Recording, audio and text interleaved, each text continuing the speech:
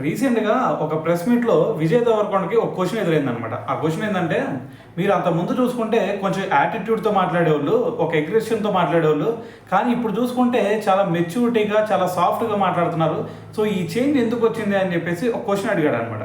అయితే దానికి విజయ్ దేవరకొండ ఏమన్నాడంటే, సో, ఎప్పుడైనా సరే నేను స్టార్టింగ్ కెరీర్‌లో మరి ఫిల్మ్ ఇండస్ట్రీలోకి వచ్చేటప్పుడు నేను ఒకటే అనుకున్నాను.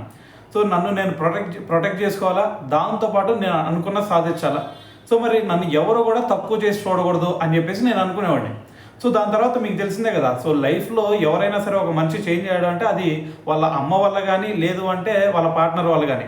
సో వీళ్ళు లైఫ్లోకి రాగానే ఖచ్చితంగా ఒక సాఫ్ట్నెస్ వచ్చింది. సో అదేవిధంగా నాకు కూడా వచ్చి ఉండిద్దేమో అని చెప్పేసి ఒక స్టేట్మెంట్ ఇచ్చాడనమాట. సో దాంతోపాటు మరి ఇంత మెచ్యూరిటీగా మీరు మాట్లాడుతున్నారు కదా, మరి దీనికి కారణం ఇప్పుడు మీరు యాక్ట్ చేసిన ఈ మూవీలో పాత్ర వల్ల మీరు ఇలాగా మాట్లాడుతున్నారా, లేదు అంటే దీనికి ఏదైనా కారణం ఉందా అంటే, సో దానికి నవ్వుతూ, లైఫ్ ఎప్పుడైనా సరే ఈ లైఫ్ ఎప్పుడు కూడా ఒకేలాగా ఉండదు. సో లైఫ్ అందరికి కూడా ఒకటి నేర్పించింది కదా, సో మరి ఆ నేర్పించిన దాంతోనే నేను ఇప్పుడు మాట్లాడుతున్నాను అని చెప్పేసి ఒక స్టేట్మెంట్ అయితే ఇవ్వడం జరిగిందనమాట.